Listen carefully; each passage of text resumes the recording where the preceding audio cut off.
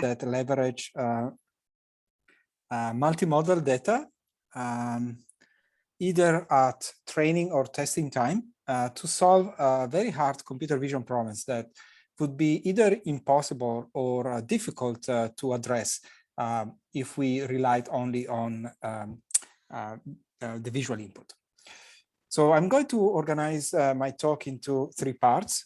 So in the first part, I'm going to present COBE, which is a technique that extends object detectors beyond simple localization and classification of objects, and instead it trains them to recognize useful contextual information, such as, for example, the state of the object, or perhaps the action being applied to the object. And most importantly, this training is done without resorting to any additional labeling besides the annotations already available for training object detectors. The method simply leverages the free modality of transcribed speech from instructional video as supervisory signal. Then in the second part of my talk, I will present Vx2 Text, which is a general framework to address video understanding problem where the input consists of video plus one or more accompanying modalities, such as audio or perhaps transcribed speech. And I'll show that Vx2 Text allows us to tackle 3 different problems without any change in architecture whatsoever by formulating all of these tasks as text generation. And then finally, I'll talk a little bit about Transformer, which is a completely new take on architectures for video classification. So this system is not a multimodal system per se, but it has a multimodal flavor in the sense that it adapts the transformer model from language to operate on video. Okay, let me start from the first project, which is COBE. It stands for contextualized object embedding. And this is the result of joint work with Getas Bertasius at Facebook AI. And this work was presented at New Rips last year. So the motivation for this work stems from the observation that many objects in the real world undergo state changes that cause dramatic variations in their appearance. Consider, for example, a tomato. It may appear whole or chopped, or perhaps it may appear fried versus fresh. And finally, it can also appear in liquid form if we're looking at the making of a tomato sauce. And it's clear that training a detector to recognize tomatoes in all of these different forms is actually quite challenging. At the same time, it's clear that there are often strong contextual cues in the view that are quite revealing about the state of the object. For example, if the picture shows a cutting board or perhaps a knife, then chances are that the tomato is going to appear in chopped or sliced form. Conversely, if we see a strainer, then that's evidence that the tomato may be in sauce form. And so it's only natural to try to leverage these contextual cues that are present in the video, not only to improve the accuracy of detection, but also to infer, for example, the functional properties of these co-occurring objects, like, for example, the strainer being used to make tomato sauce, or to recognize, again, the state of the object.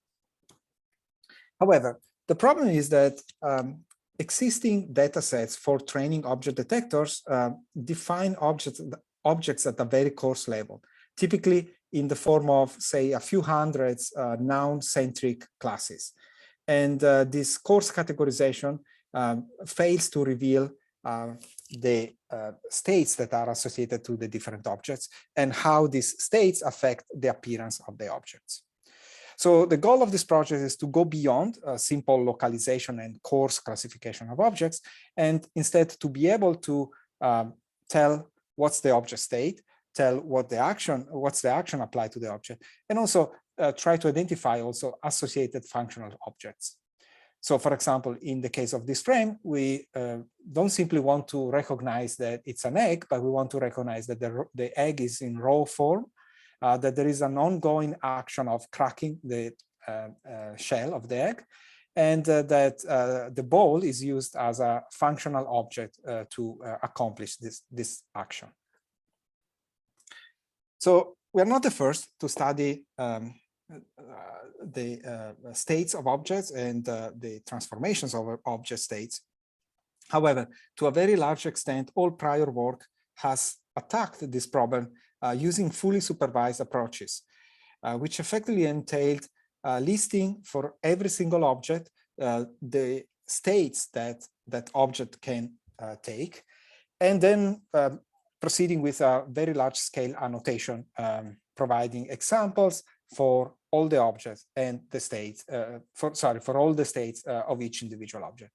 And as you can imagine, it's difficult to scale such approaches to encompass all possible objects and all possible states in the world. So what we propose instead is an unsupervised approach that leverages the transcribed speech from instructional video as the only supervision to learn object states and contextual information. So specifically, we leverage the dataset of how to 100 million, which is a large-scale video dataset, including 100 million video clips taken from YouTube, where these videos show humans performing and narrating a wide variety of activities, ranging from home improvement to cooking to knitting to fixing engines or bikes. And although the data is completely uncurated and unlabeled, due to the tutorial properties of how-to videos, the narration often provides a very rich description of the objects being used in the video, not only in terms of their names, but also in terms of how they are used and their functional properties. So the idea in this work is to then train a visual model to map each individual object instance in frames of these videos into a language embedding that is derived from the narration centered at that particular frame. By doing so, effectively, we force the visual model to recognize not only the name of the object mentioned in the narration, but also the words that were used to describe that particular object, such as, for example, the appearance of the object, or maybe the action being applied to the object, or how the object is used to accomplish the given task. So let me dig a little bit deeper to explain how we do this. So first of all, because we want to train object detectors, we need training bounding boxes. The problem is that how to 100 million is completely unlabeled. So we resort to a semi-supervised approach to get training bounding boxes. So the idea is to leverage a pre-trained object detector and apply it to all frames of how to 100 million in order to generate pseudo labels on this dataset. Specifically, we start from the Epic Kitchen detector, which is pre-trained to recognize about 300 different objects in the kitchen. And we apply this detector to all the frames of a how to 100 million. Now, in order to generate pseudo labels with high quality, we retain only detections where the object detected in the frame is explicitly mentioned in the associated narration. So in other words, we cross-check for the presence of the object, both visually in the frames as well as in the associated narration. And we retain only the objects that fulfill both criteria. Furthermore, we removed from consideration classes for which we retrieved too few detections in how to 100 million. So this left us with 154 coarse object categories in the kitchen, and with 1.1 million bounding boxes spanning more than 500,000 frames on how to 100 million. So it's a fairly large scale training data set. And again, by construction, for each of these bounding boxes, we have an associated narration that explicitly mentions the object detected in that particular frame. So then the next step is to use this training data to learn a visual model that can predict the contextual information contained in the narration. So we achieve this by embedding the sentence where the object is mentioned using a language model. Specifically, we use a contextualized word representation, essentially a model very similar to BERT. So this model effectively computes a semantic embedding that encodes the meaning of the primary object detected in the frame, in this case, egg, but also the meaning of the adjacent words in the sentence. So for example, in this case, breaking and ball, which represent useful contextual information.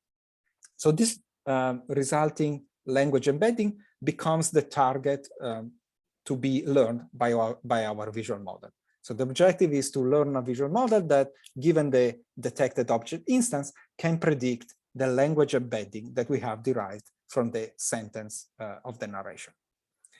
And the visual model that we train is a modified version of faster RCNN, where we replace the classification branch with a regression branch that is trained to predict the language embedding of the object instance. And we train this model using the noise contrastive estimation laws by sampling as negative samples sentences that do not mention the detected object. So essentially sentences from other video examples. Now, the cool thing is that once the model is learned, it actually predicts in the same space as the language model. So it enables right away some interesting multimodal applications.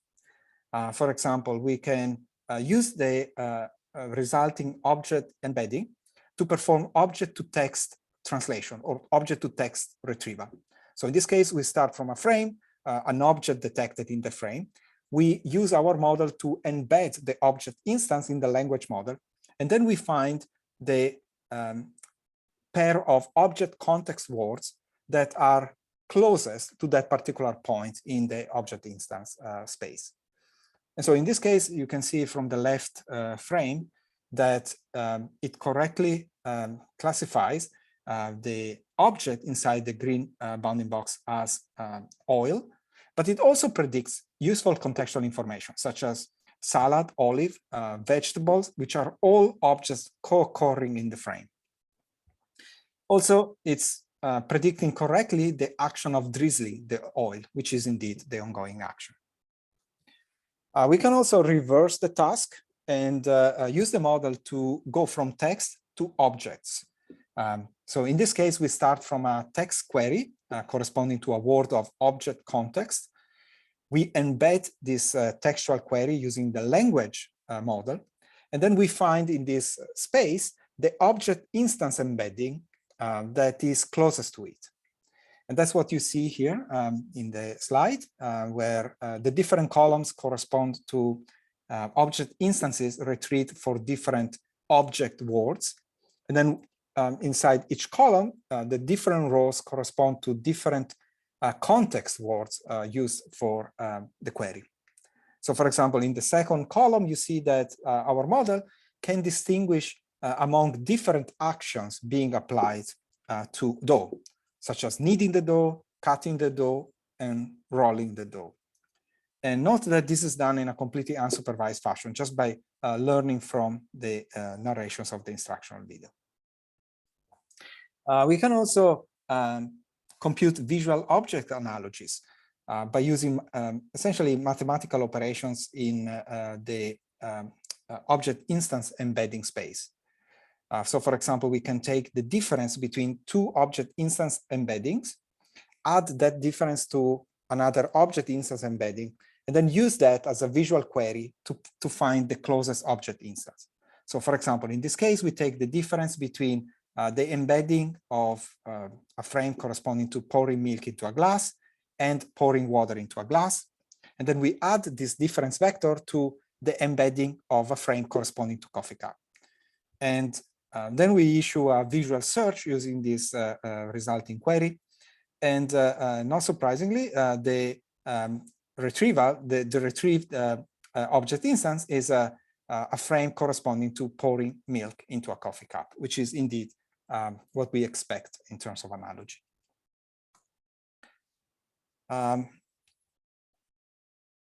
We also performed quantitative evaluations, of course, of this model. So here you see results carried out on the EPIC Kitchens and UCook2 datasets for the task of object context detection. And in this case, we measured performance using mean average precision, which measures both localization as well as classification accuracy. And one very important point that I want to emphasize here is that the model was trained exclusively on how to 100 million frames. And it's evaluated here on EPIC Kitchens and UCook2 without any form of fine-tuning on these datasets.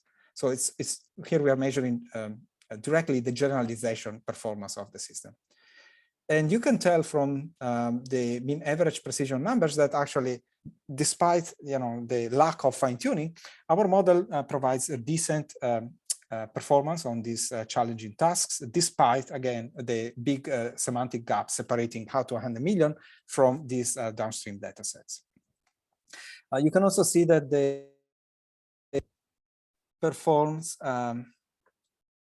quite a bit better than the baseline model tuple faster RCNN. This is a baseline model that is trained also on the same data set of how to 100 million frames, exactly as our model, but it uses a classification branch that is optimized to predict directly the pair of object context classes. And the reason our model achieves much higher accuracy is because it can leverage the structure, the semantic structure of the language space, which allows us to capture the relationship between different visual concepts. We even compared our model to stronger baselines that are pre-trained using large-scale manually labeled datasets. For example, we used a 2D ResNet 101 that was pre-trained on ImageNet and then fine-tuned on how to 100 million, or R2+1D network, which is a 3D SNN, initially pre-trained on kinetics and then fine-tuned on how to 100 million. But even in this case, we found that COBE, our system, actually achieves stronger performance consistently.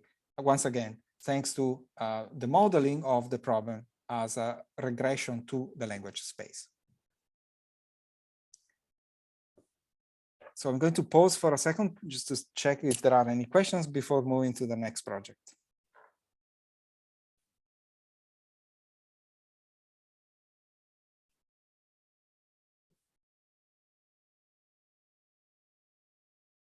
All right, if there are no questions, I'm going to jump to the next project then.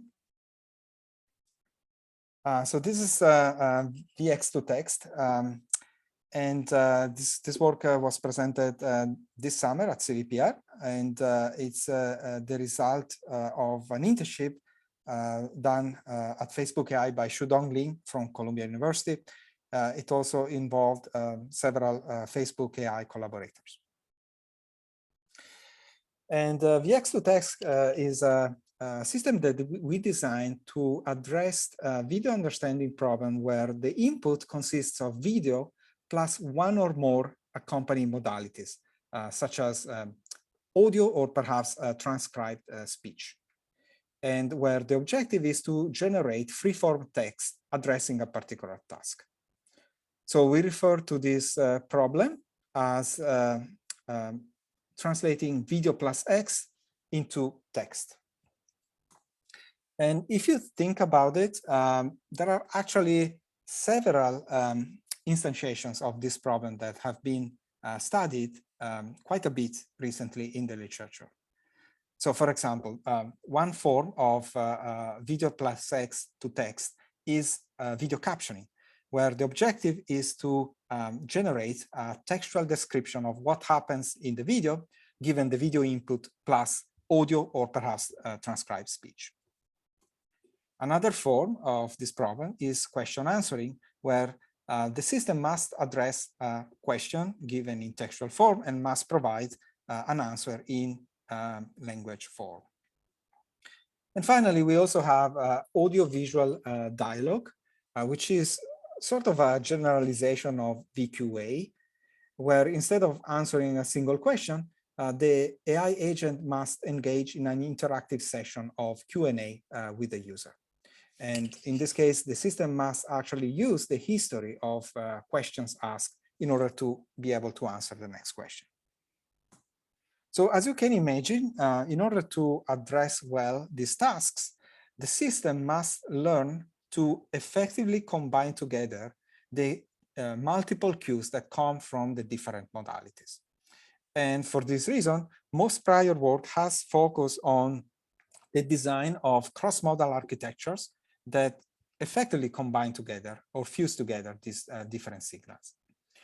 However, these architectures tend to be very complex and involve a very large number of parameters, to the point that most of them require large-scale multimodal pre-training on additional external multimodal datasets in order to be able to tune properly all of these parameters. Furthermore, most prior work required the use of specialized network heads for each individual task among the 3 tasks that I mentioned. So what I'm going to present instead today is a much simpler approach, which we call indeed Vx2 Text. And it allows us to use a single unified architecture without any change whatsoever to address all 3 tasks. Furthermore, the model doesn't require any multimodal pre-training. It just optimizes all parameters directly on the downstream dataset. So the model leverages essentially 2 simple ideas. The first is to use a pre-trained encoder-decoder language transformer. We decided to use this kind of pre-trained model because, well, transformers have been shown to be very effective on language tasks. Specifically, we use the T5 model from Google, which has been pre-trained on a large corpus of text. Note that unlike most prior work, which only uses transformer encoders, here we also use a transformer decoder. This is essentially an autoregressive generative decoder. And we use it in order to generate free-form text that is highly realistic and that really looks like written by humans. Now, the technical challenge that we must address, however, is that, well, these models have been designed and trained on text corpora, and so they expect text as input. So if one or more of our modalities is in text form, then certainly we can feed it. We can feed these modalities right away into this T5 system. But the question is, well, what do we do with video and audio, which instead are continuous signals, very different from the word representations expected by this T5 model? And so we address this problem in a very simple fashion. We essentially translate each modality, even the continuous modalities, into a set of words so that they have the same format expected by the T5 model.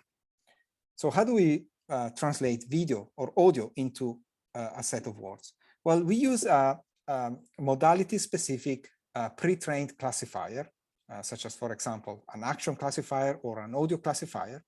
And we simply pick the top K classes, and we use the names of those classes as the set of words representing that modality, so that we can combine them together with the text modality that is also fed to the T5 model.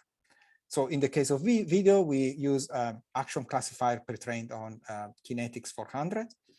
And we simply pick the names of the top K classes predicted by the classifier as the inputs to the T5.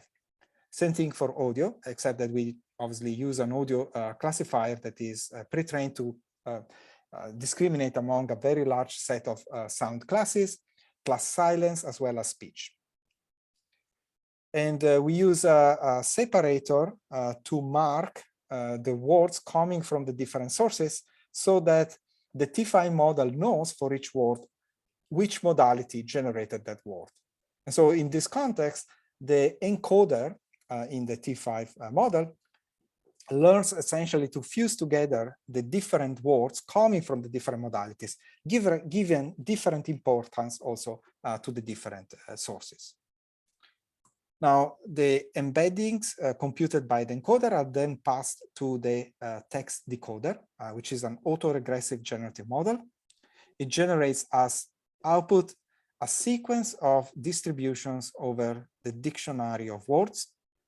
Specifically, the jth distribution is used to sample the jth word to be generated. And this distribution is conditioned on the word sampled at the previous time step. So it's essentially conditioned on the j-1 word. And this autoregressive property is really important because it allows the model to generate a sequence of words that make sense together, both grammatically as well as semantically. So we fine-tuned this entire model, including the modality-specific classifiers, using the cross-entropy laws with respect to the text to be generated. So how do we enable fine-tuning of the modality-specific classifiers, given that it requires a tokenization from continuous signal to top K classes? Well, we use the Gumbel softmax trick. So this effectively consists in adding Gumbel noise during the forward propagation to the probability vector generated by the classifier. We then pick the top K categories from this resulting probability vector. And this is equivalent to sampling from the original probability distribution over the classes.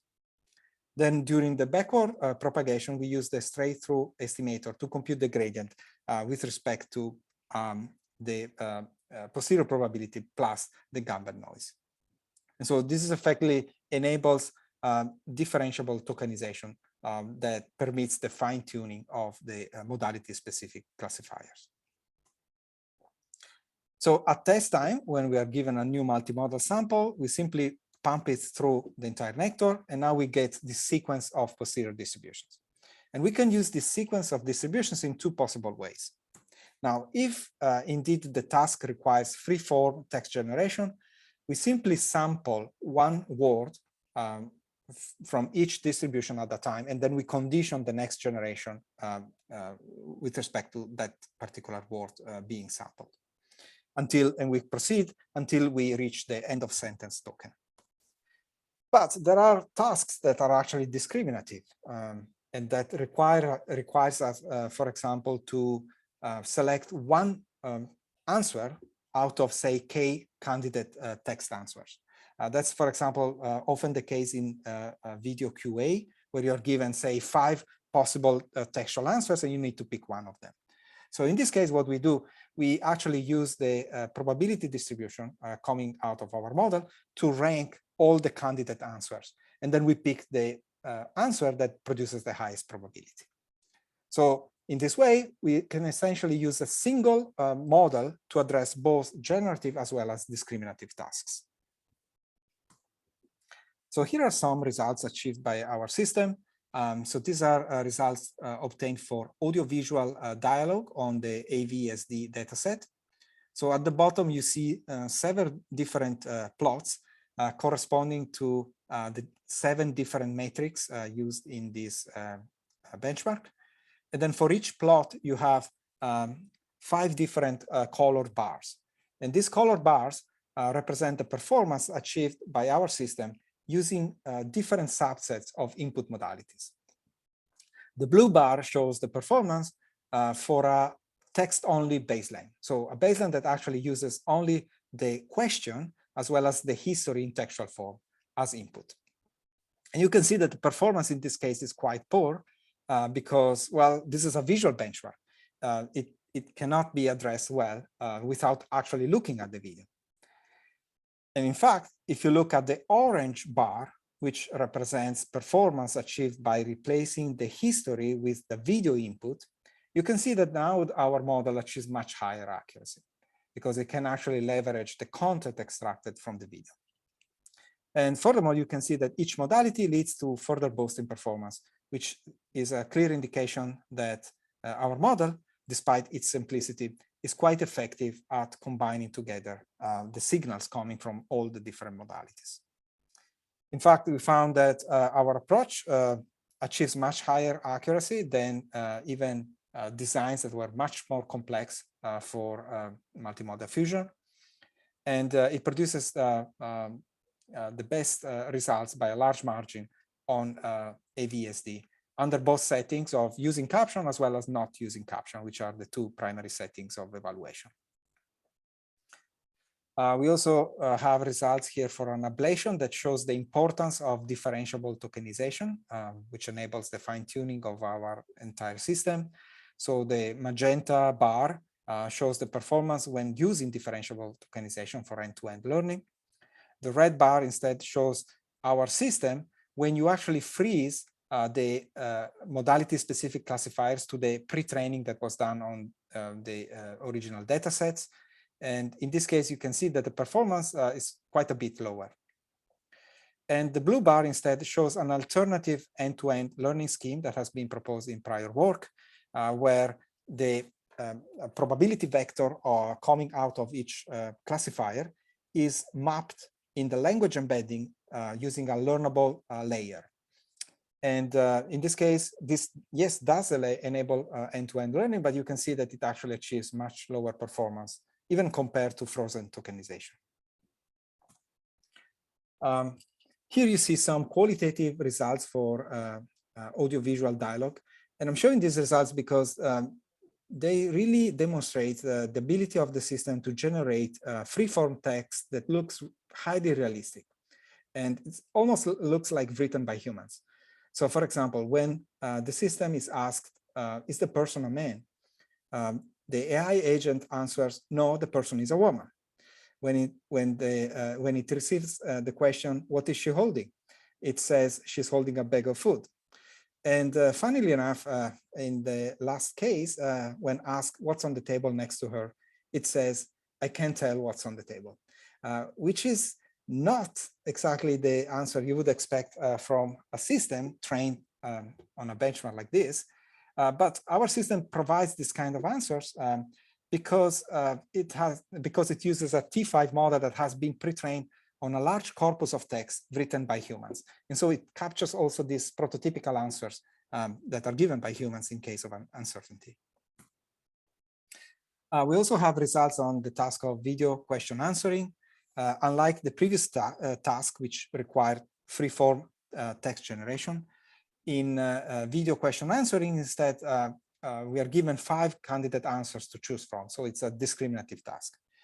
And even in this case, we found our approach to produce the best numbers to date.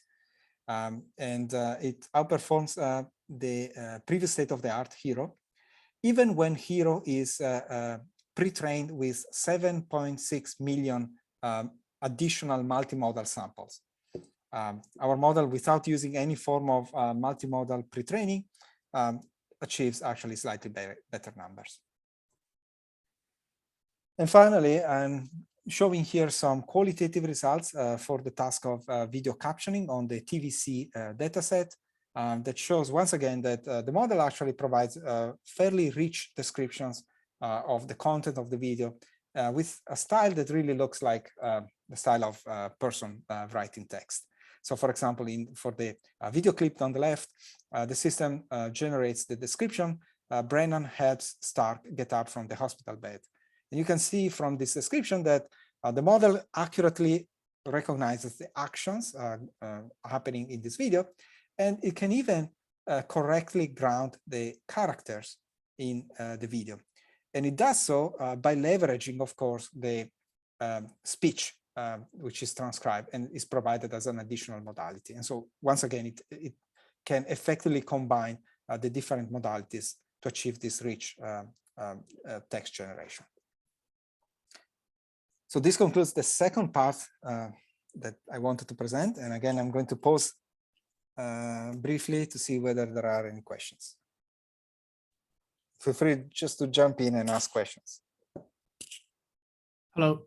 So I have a question about the interesting question answering example. So that I can tell what's on the table. So that's one.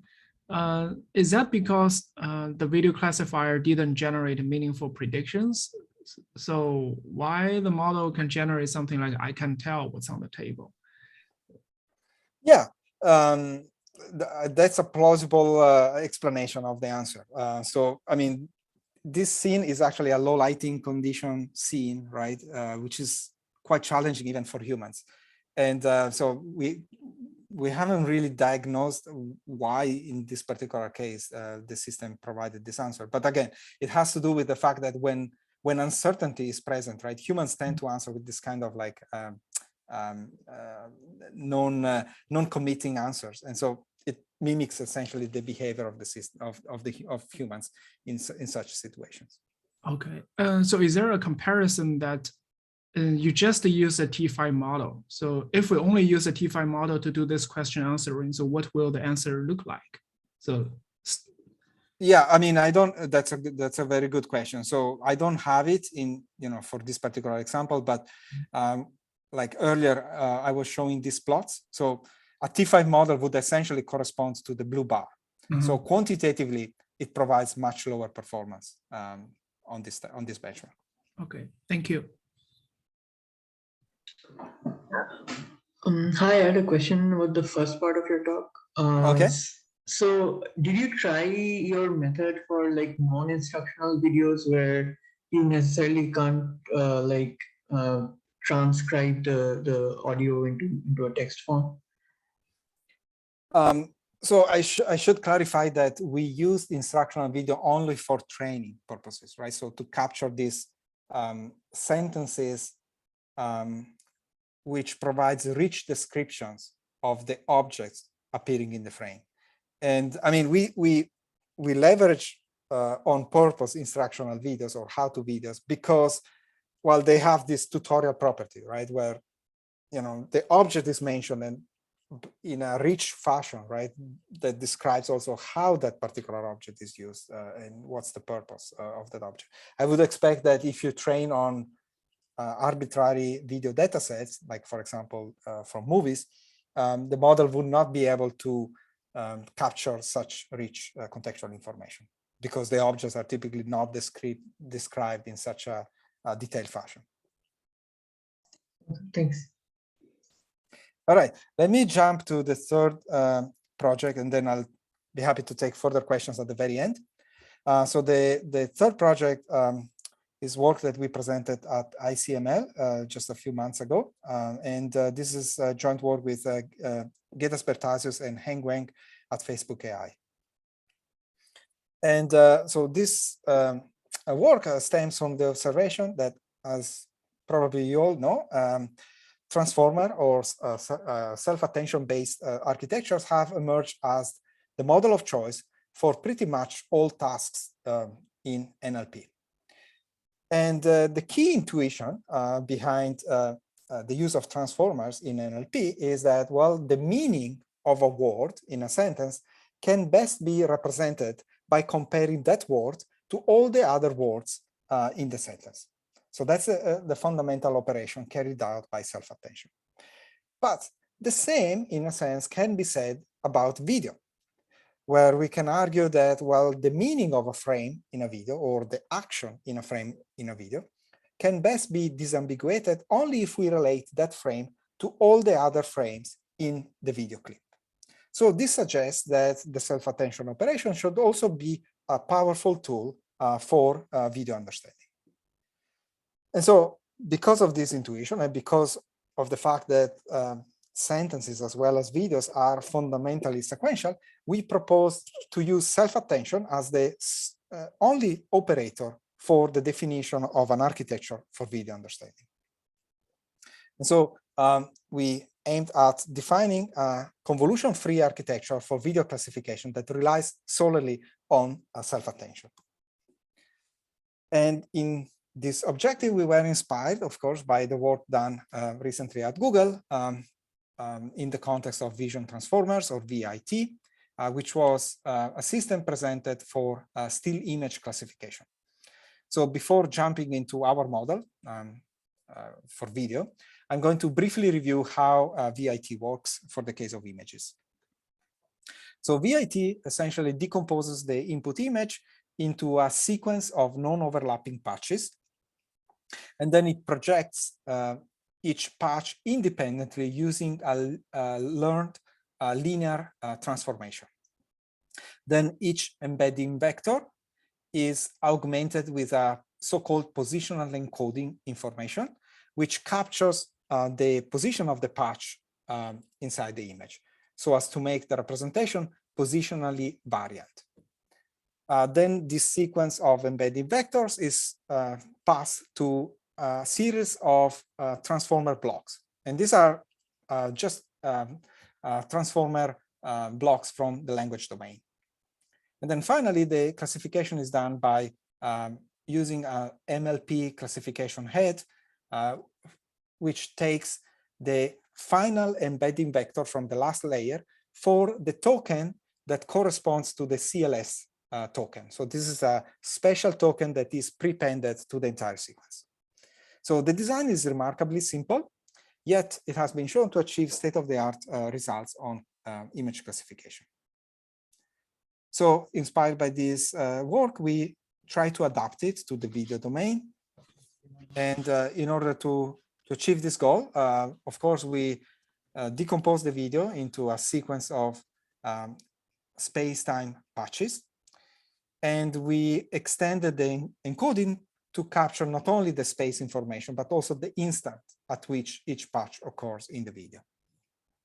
And then the fundamental question that we wanted to answer is, well, what kind of attention should we then define for the purpose of video classification? Now, on one end of the spectrum, you could try to use the same attention that was proposed in VIT, where each patch is only compared to the patches belonging to that particular frame. This is space-only attention. And although it's efficient, it has the fundamental drawback that it never compares patches belonging to different frames. And so it cannot capture any temporal information, which is obviously a fundamental weakness if we want to do video classification. Now, on the other end of the spectrum, you could do full-blown comparison between all possible pairs in the video. This is called the joint space-time self-attention.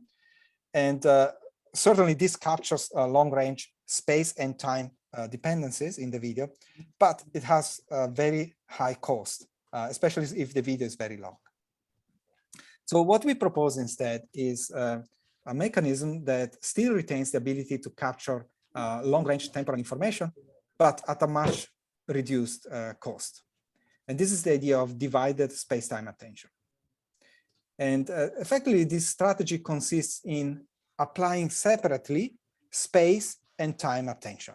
So the space attention is done as before by comparing each patch to all the other patches in the same frame. But now the temporal attention compares the patch only to patches in the same location in the other frames of the video. And so if T is the number of frames in the video and N is the number of patches in each frame, this requires only T plus N comparison per patch, whereas joint space-time attention requires T times N comparison, so significantly larger number of comparisons. So we evaluated these different attention schemes together with additional ones that I'm not going to discuss due to limited time. And we evaluated all of them on Kinetics 400 as well as something V2. And we found that actually divided space-time attention not only is the most efficient among these different schemes, but it's also the one that produces the highest accuracy. And this is particularly noticeable in the case of something V2, where divided space-time attention produces an improvement of 23% over space-only attention. By the way, one of the fundamental reasons why divided space-time attention works better than joint space-time attention is because it decouples the space attention from the temporal attention. So this allows us to use actually two different sets of parameters for these two attention layers. And this is good because it increases the learning capacity of the model, but it still makes the model dramatically more efficient compared to joint space-time attention. Here you can see a comparison of the inference cost of joint space-time attention versus divided space-time attention as we increase the spatial resolution of the frames on the left, or we increase the number of frames in the clip on the right.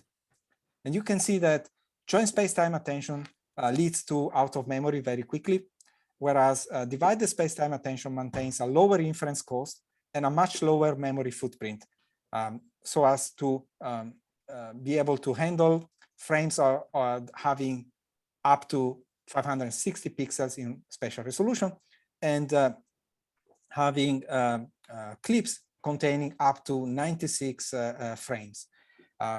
Note that 96 frames is a big departure compared to video CNNs, which are typically optimized over 8 or 16 frames at most. So this allowed us to achieve at the time of publication state-of-the-art results on both Kinetics 400 and Kinetics 600, outperforming all prior work.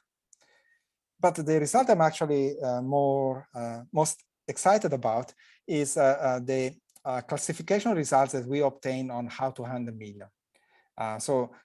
We essentially trained our model Timesformer on the task of recognizing the 1059 different tasks demonstrated in these videos. So this is a fine-grained classification problem, quite challenging. Also because each video on average is about 7 minutes long. Discriminating these different tasks requires recognizing the steps carried out in these long videos, but also the order in which the steps are carried out. And so we trained Timesformer using clips of different lengths. And we also trained slow-fast, which is arguably one of the best CNN architectures for the same settings and the same lengths of clips.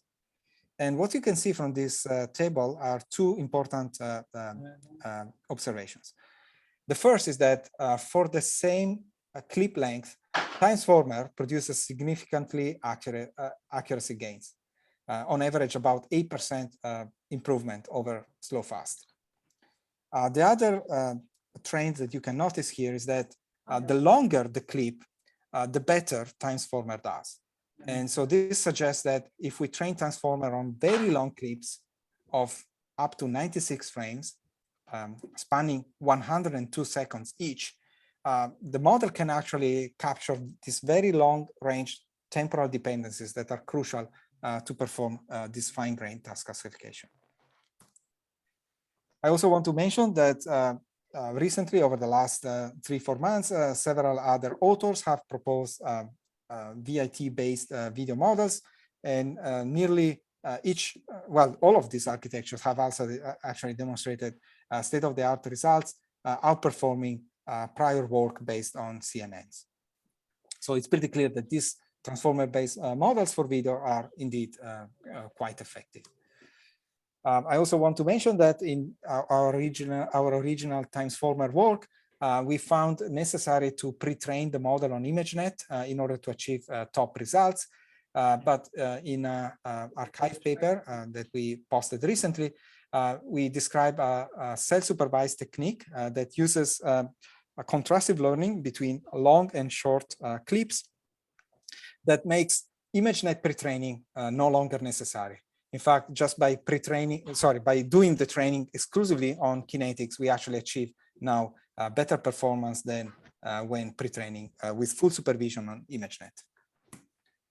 All right, so I think I'm running out of time, so I'll just conclude by mentioning that we made available code and pre-trained models online.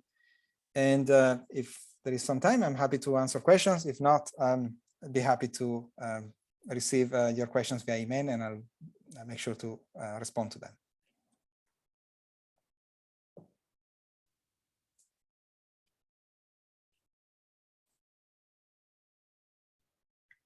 Oh, hello. Hi. So I have a question about the long-term video modeling. So for Timesformer, so even by divided like attention, it may still consume a lot of memory. Is there any other tricks so we can really handle like a long-term video, like doing action detection or video summarization? I mean, so as you can see, right? I mean, we can go up to 560